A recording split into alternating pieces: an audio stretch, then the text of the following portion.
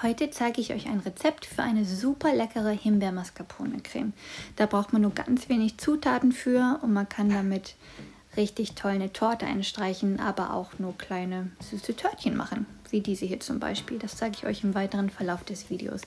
Das Schöne an dieser Creme ist, dass man, je nachdem was man vorhat, kann man einfach das Rezept verdreifachen oder verfünffachen und dann damit eine ganze Torte einstreichen oder auch nur ein paar Mini-Törtchen machen. Also je nachdem, was ihr vorhabt, ist die super gut abwandelbar.